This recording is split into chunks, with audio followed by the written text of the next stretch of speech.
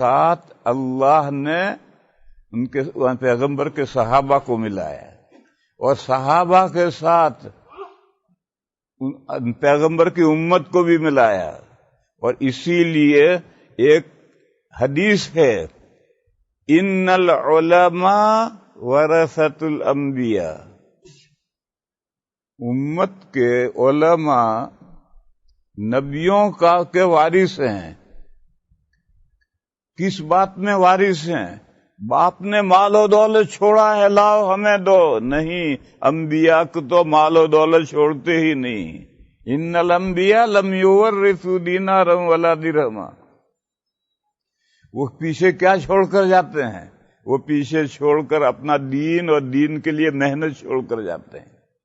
لہذا علماء کو اسی کا وارث بنایا گیا ہے کہ جو کام نبی کرتے تھے، دین کے لیے محنت کرتے تھے، وہی محنت اب علماء امت کی ذمہ داری ہے۔ میرے بھائیوں، یہ جو حدیث میں نے بیان کی ان العلماء ورثۃ الانبیاء، اس میں لفظ جو علماء آیا ہے، آج کل علماء ایک اصطلاح بن گئی ہے کہ کسی مدرسے میں 7-8 سال پڑھ کر سند لے کر آیا ہے وہ عالم، اس کا پلورل علماء، یہ معنی نہیں ہے۔ یہ جو علماء کی اصطلاح ہے یہ تو بہت بعد میں شروع ہوئی ہے، جو مدرسوں سے پڑھ کر فارغ ہوتے ہیں ان کو جو عالم علماء کہتے ہیں، یہ بہت بعد میں شروع ہوئی۔ قرآن و حدیث میں لغوی معنی ہوتے ہیں، عالم کے لغوی معنی ہیں دین جاننے والا، دنیا جاننے والے کو عالم نہیں کہیں گے، دین جاننے والا عالم کہلاتا ہے، چاہے وہ کسی مدرسے میں پڑھا ہو یا نہ پڑھا ہو، دین جانتا ہے تو وہ جاننے والا ہے، عالم مانے جاننے والا۔ لیکن دنیا کے کام جاننے والا، کھیتی باڑی جاننے والا، کارپینٹنگ جاننے والا، آہنگری لوہاری کا کام نہیں، دین جاننے والا۔ پھر جو یہ عالم ہے یہ کلی مشقق ہے، جیسے سر کے بال کالے ہیں تو سب کے سروں کے بال ایک درجے کے کالے نہیں ہیں، اسی طریقے سے دین کا جاننے والا، لیکن سارے بندے دین کے ایک درجے کے جاننے والے نہیں ہیں، کوئی تھوڑا جانتا ہے، کوئی زیادہ جانتا ہے، کوئی اور زیادہ جانتا ہے، کوئی بہت زیادہ جانتا ہے، یہ سب عالم ہیں اور ان کی جمع علماء ہیں، یعنی دین جاننے والے۔ قرآن کریم کی مشہور آیت ہے انما یخشی اللہ من عبادہ العلماء، اللہ سے وہی بندے ڈرتے ہیں جو اللہ کا علم اور معرفت رکھتے ہیں، جو اللہ کو پہچانتے ہی نہیں، اللہ کا علم اور معرفت رکھتے ہی نہیں ہیں، وہ اللہ سے کیا ڈریں گے؟ اللہ سے ڈرنے والے تو وہی بندے ہیں جو اللہ کو پہچانتے ہیں۔ اس آیت میں علماء سے مراد آج کل جو مدرسوں سے پڑھ کر نکلے ہوئے ہیں یہی علماء مراد نہیں ہیں کہ یہی علماء اللہ سے ڈرتے ہیں، باقی مسلمان نہیں ڈرتے، نہیں، جو اللہ کی معرفت رکھتا ہے، اللہ کی پہچان رکھتا ہے، اللہ کی ذات و صفات کو سمجھتا ہے تو وہ اللہ سے ڈرے گا، اور جس کی معرفت ہے ہی نہیں، یہ کفار ہیں، ہندو ہیں، بدھسٹ ہیں، عیسائی ہیں، مجوسی ہیں، وہ اللہ کو پہچانتے ہی نہیں، تو اللہ سے کیا ڈریں گے؟ یہ اللہ تعالیٰ کو پہچانتا ہے مگر ناقص پہچانتا ہے۔ جیسے مسلمانوں میں بیچارے دین سے بے خبر جاہل مسلمان اس گمان میں ہے اللہ غفور و رحیم ہے، کرو جو کچھ کرنا ہو کرو، اللہ غفور و رحیم ہے، بلکہ بازا تو یہ کہے گا کہ اگر ہم گناہ نہیں کریں گے تو اللہ کسے بخشیں گے؟ اللہ کی تمام صفتوں کو بروئے کار آنا چاہیے۔ اللہ رزاق ہیں تو کوئی مرزوق ہے جبھی تو وہ رزاق ہیں، تو وہ غفور ہیں، تو کوئی گناہ کرے گا تبھی تو وہ غفور ہیں؟ پاگل یہاں تک جاتے ہیں۔ اور وہ یہ نہیں دیکھتے کہ قرآن کریم میں 2 جگہ پر ہے، نبئ عبادی انی انا الغفور الرحیم وان عذابی هو العذاب العلیم۔ حضرت ابراہیم علیہ السلام کے پاس وحی آئی کہ میرے بندوں کو آگاہ کر دیجئے، غفلت میں نہ رہیں، ان کو آگاہ کر دیجئے کہ میں بڑا بخشنے والا، مہربانی کرنے والا ہوں، اور میری سزا بڑی سخت سزا ہے۔ یہ دونوں باتیں ایک ساتھ ابراہیم علیہ السلام کے ذریعے بندوں کو بتائی گئی۔ اب آدھی بات تو جانتا ہے، آدھی بات جانتا ہی نہیں۔ وہ کیا ڈرے گا؟ آج مسلمانوں میں جو بے باکی پیدا ہوئی ہے، مسلمان ہے نماز نہیں پڑھتا، مسلمان ہے روزہ نہیں رکھتا، مسلمان ہے یہ نہیں کرتا وہ نہیں کرتا۔ کیوں نہیں کرتا بھئی؟ مسلمان ہے تو کیوں نہیں کرتا؟ اللہ کی پوری جیسی معرفت پہچان ہونی چاہیے، ایسی نہیں، ادھوری ناقص معرفت ہے، تو ناقص معرفت میں تو یہی ہوگا۔ تو اللہ نے فرمایا کہ انما یخشی اللہ من عبادہ العلماء، اللہ سے وہی بندے ڈرتے ہیں جو اللہ کو جانتے ہیں، پہچانتے ہیں، جن کی کما حق ہو معرفت وہی ڈرتے ہیں۔ اسی طرح سے فرمایا کہ انبیاء کے وارث کون؟ جو نبیوں کا لایا ہوا دین جانتے ہیں، علماء۔ نبیوں کا لایا ہوا دین جانتے ہیں علماء، وہ نبیوں کے وارث ہیں۔ جب نبی دنیا سے چلے گئے تو جو گاڑی انبیاء چھوڑ کر گئے ہیں وہ گاڑی کھڑی تھوڑی رہے گی، اس گاڑی کو تو چلانا ہے۔ اس کو کون چلائے گا، کون کھینچے گا؟ اگر پیٹرول ہے تو خود بخود چلے گی، اور پیٹرول نہیں ہے دھکے دے کے چلاؤ، چلانا پڑے گا، وہ کھڑی نہیں رہے گی، اس گاڑی کو چلانا ہے۔ بھائیو،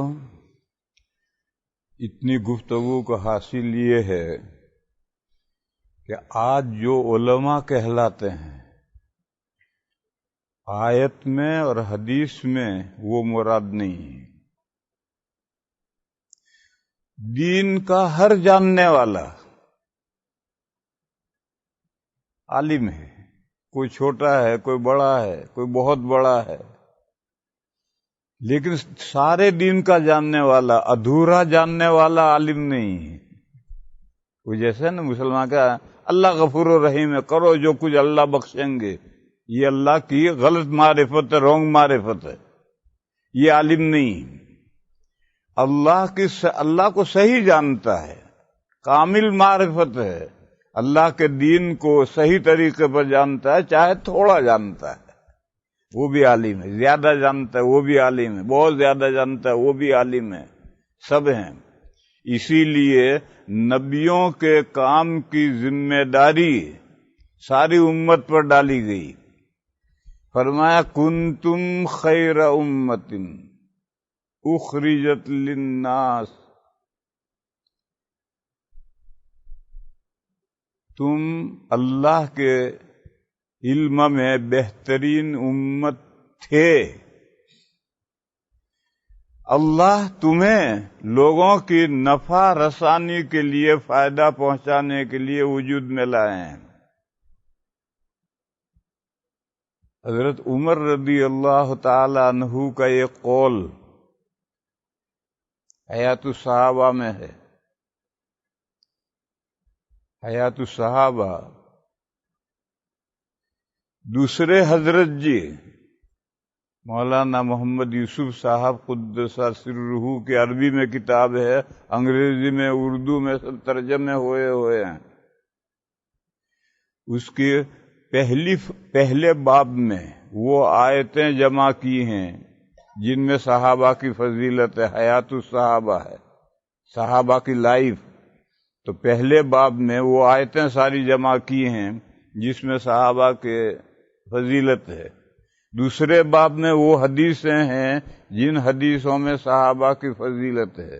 پھر تیسرا باب ہے، تیسرے باب میں وہ آثار ہیں، یعنی صحابہ کے اقوال، جن اقوال میں صحابہ کی فضیلت ہے اس کو آثار کہتے ہیں۔ تیسرے باب میں آثار ہیں، یہ تیسرے باب میں یہ روایت ہے جو میں بیان کر رہا۔ حضرت فاروق اعظم رضی اللہ تعالی عنہ نے فرمایا کہ یہ آیت خاص ہے صحابہ کے لیے، پوری امت کے لیے آیت نہیں ہے، اور فرمایا کہ اگر یہ آیت پوری امت کے لیے ہوتی تو انتم ہوتا، کنتم نہ ہوتا، انتم خیر امتن ہوتا، کنتم خیر امتن نہ ہوتا۔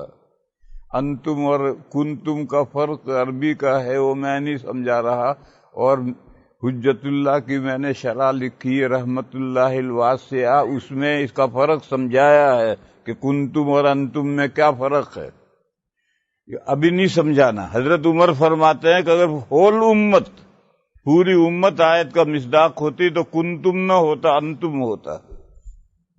آیت میں کنتم ہے، لہذا یہ آیت پوری امت کے لیے نہیں ہے، صرف صحابہ کے لیے۔ پھر فرمایا کہ صحابہ کے علاوہ باقی امت میں سے جو لوگ صحابہ والے عقائد و عمل پر ہیں وہ آیت کا مصداق ہے۔ اور بہت بڑی ہی موٹی سی بات ہے، یہ قادیانی کیا کنتم خیر امتن میں آ جائیں گے؟ وہ بھی کہتے ہیں ہم بھی مسلمان ہیں۔ یہ شیعہ کیا خیر کنتم خیر امت میں آ جائیں گے؟ یہ آغا خانی کنتم خیر امتن میں آ جائیں گے؟ جن فرقوں کے بارے میں مفتیان کرام کہتے ہیں مسلمان ہی نہیں ہیں، وہ تو اپنے آپ کو کہتے ہیں مسلمان ہیں، مفتی کہتے ہیں مسلمان ہی نہیں، تو کیا کنتم خیر امت میں آ جائیں گے؟ نہیں، کنتم خیر امتن میں امت کے وہ افراد ہیں جن کے عقیدے صحابہ والے عقیدے ہیں اور جن کا عمل صحابہ والا عمل ہے، وہی کنتم خیر امتن ہے۔ میرے بھائیو، عقیدہ تو ایک ہے اور عمل دو ہیں۔ اہل السنہ والجماعہ کے جو عقائد ہیں وہی صحابہ کے عقیدے تھے، اور عمل دو ہیں، ایک شخصی انڈیویجول ذاتی لازمی جس کا فائدہ اپنی ذات کو پہنچے، اور دوسرا متعدی جس کا فائدہ دوسروں کو بھی پہنچے اور خود کو بھی پہنچے۔ عمل دو ہیں۔ تو عقیدے اور عقیدے کے بعد میں جو ذاتی عمل ہے وہ ذاتی عمل خیر رجل تو بناتا ہے، خیر البریہ تو بناتا ہے، خیر امتن نہیں بناتا۔ اس کو مضمون کو سمجھو اچھی طرح سے۔ ایک بندہ ہے، خوب نمازیں پڑھتا ہے، خوب روزے رکھتا ہے، تلاوتیں کرتا ہے، عبادتیں کرتا ہے، بہترین بندہ، لیکن اس ایک بندے کو کمیونٹی نہیں کہہ سکتے، امت نہیں کہہ سکتے۔ امت بہترین کب بنے گی؟ امت بہترین بنے گی جب ذاتی اعمال کے ساتھ متعدی اعمال بھی کرے، لازمی اعمال کے ساتھ متعدی اعمال بھی کرے۔ آیت ہے ان الذین آمنوا وعملوا الصالحات اولئک هم خیر البریہ۔ جو لوگ ایمان لائے اور نیک کام کیے وہ بہترین لوگ ہیں، اور یہ آیت کہتی ہے کنتم خیر امتن، تم بہترین امت تھے، افراد نہیں۔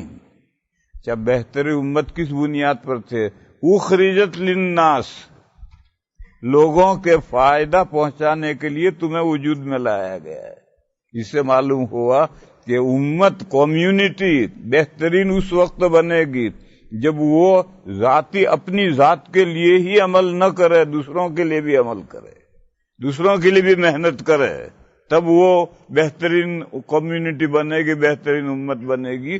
اسی آیت میں اخرجت للناس معلوم ہوا کہ اپنی ذات کو فائدہ پہنچانے کے لیے ذاتی عمل، ایمان اور نیک عمل، رجل صالح بہترین آدمی بنائیں گے، لیکن خیر امتن کے لیے ضروری ہے کہ ایک نہیں، پوری کمیونٹی مل کر کے لوگوں کی نفع رسانی کے لیے محنت کرے، متعدی کام کرے تو وہ خیر امتن بنے گی، اس کے بغیر نہیں بنے گی۔ یہ بات اسی آیت میں ہے۔ میرے بھائیوں غور کرو، خاتم النبیین صلی اللہ تعالی علیہ وسلم کو معلوم دنیا کے سینٹر میں مبعوث کیا گیا۔ امریکہ تو معلوم نہیں تھا، امریکہ میں آبادی تھی بھی یا نہیں تھی معلوم نہیں، ریڈ انڈین اس بر اعظم میں کب سے آئے ہیں، کہاں سے آئے ہیں، کچھ پتہ نہیں، تو امریکہ تو معلوم نہیں تھا۔ باقی جو دنیا معلوم تھی اس کا جزیرۃ العرب اس کا سینٹر ہے۔ اگر ایک آدمی ویسٹ میں چلے گا تو افریقہ کے آخری کنارے پر پہنچے گا، ایک ایسٹ پر چلے گا تو چائنا تک پہنچے گا، ایک نارتھ میں چلے گا تو یورپ تک پہنچے گا، ساؤتھ میں دریا تھا، وہاں حضور کو مبعوث کیا، دنیا سے حضور تشریف لے گئے، حضور کی آنکھ بند ہوئی اور صحابہ ساری دنیا میں پھیل گئے۔ لوگ کہتے ہیں اسلام تلوار سے پھیلا ہے، ارے تلوار سے پہلے صحابہ دعوت لے کر پہنچتے تھے، افریقہ میں بھی، ایشیا میں بھی، یورپ میں بھی، مصر تک تلوار چلی ہے، سارا جزیرہ افریقہ میں کہاں تلوار چلی ہے؟ اور اسلام تو صحابہ کے زمانے میں سارے افریقہ میں پہنچ گیا تھا، بر اعظم افریقہ میں۔ ہندوستان میں اسلام پہلے پہنچا ہے، پھر تلوار تو وہاں پہنچی ہے حجاج ابن یوسف اور محمد ابن قاسم کے زمانے میں، اسلام تو اسے بہت پہلے پہنچا ہے۔ یہ کون اسلام لے کر گیا تھا؟ امت لے کر گئی تھی، پہلی امت لے کر گئی تھی، صحابہ لے کر گئے تھے۔ صحابہ اس حقیقت کو سمجھتے تھے، اور جب تک یہ حقیقت لوگ سمجھتے رہے دین بڑھتا بھی رہا، اور جو لوگ دین جانتے تھے وہ جانتے بھی رہے۔ لیکن آہستہ آہستہ جب یہ نقل و حرکت ختم ہو گئی تو دین بڑھتا تو رہا، بزرگان دین کی محنتوں سے نئے نئے لوگ مسلمان ہوتے رہے، مگر جو مسلمان ہوتے رہے ان کو دین سکھانے والا کوئی نہیں رہا۔ نتیجے میں ایک غیر تو غیر مسلمانوں میں جہالت عام ہو گئی۔ حضرت مولانا الیاس صاحب قدس سرہ نے اس حقیقت کا ادراک کیا کہ امت کو ہلاؤ، متحرک کرو، تاکہ دوسروں تک تو دعوت ہم بعد میں پہنچائیں گے، پہلے اپنے جو دین سے بے خبر ہو گئے، جاہل ہو گئے، ان کو حرکت میں لاؤ، ان کو دین پہلے پہنچاؤ، سکھلاؤ۔ اسی تحریک کا نام جماعت کا کام ہے، جماعت کا جو کام ہے اسی تحریک کا نام ہے۔ لہذا میرے بھائیوں، صحابہ اور اس کے بعد کچھ عرصے تک تو یہ نقل و حرکت چلتی رہی۔ جہاد الگ ہے، جہاد کس چیز کا نام ہے؟ اسلام کی گاڑی جا رہی ہے، دشمن اس کے پہیے میں روڑا اٹکاتا ہے، تو اس کی اجازت اس کو نہیں دی جائے گی۔ ہٹ، سامنے سے ہٹ، روڑا ہٹا، اسلام کی گاڑی کو چلنے دے، کوئی جہاد نہیں۔ لیکن اسلام کی گاڑی میں روڑا اٹکائے گا یا مسلمانوں کو ستائے گا تو پھر اس کو نہیں بخشا جائے گا۔ بس جہاد تو بعد میں ہے، کوئی شرارت کرے تو جہاد ہے، ورنہ دعوت کا کام اصل ہے۔ تمام صحابہ جہاد بعد میں، اس سے پہلے دعوت لے کر افریقہ میں پہنچے، دعوت لے کر ایشیا میں پہنچے۔ نارتھ کی طرف زیادہ دور نہیں گئے، زیادہ دور آبادی بھی نہیں تھی، اور پھر نارتھ کی طرف ٹھنڈا علاقہ تھا، اس ٹھنڈے علاقے کو عرب کے لوگ برداشت نہیں کر پائے تھے۔ قسطنطنیہ پر گئے تھے صحابہ جہاد کرنے، مگر واپس چلے آنا پڑا۔ جب ونٹر شروع ہو گیا تو سردی اتنی سخت، اب میدان میں پڑے ہیں، سنو پڑنے لگی، اب کیسے رہیں گے، تو واپس آئے۔ لیکن ویسٹ میں اور ایسٹ میں کوئی پریشانی نہیں تھی، تو صحابہ انڈیا تک پہنچے، چائنا تک پہنچے، سارے افریقہ میں گھوم لیے. یہ جو حرکت چلتی رہی وہاں تک تو مسلمان دین سے واقف رہے. جب یہ حرکت دھیمی پڑ گئی یا ختم ہو گئی تو مسلمان، غیروں کو تو چھوڑو، مسلمان بھی دین سے واقف نہیں رہے. یہی مسلمانوں کو اور غیر مسلموں کو دین سے واقف کرنے کی حرکت کا نام جماعت کی چہل پہل ہے. اسی حرکت سے امت میں بیداری آئے گی، امت خیر امتن بنے.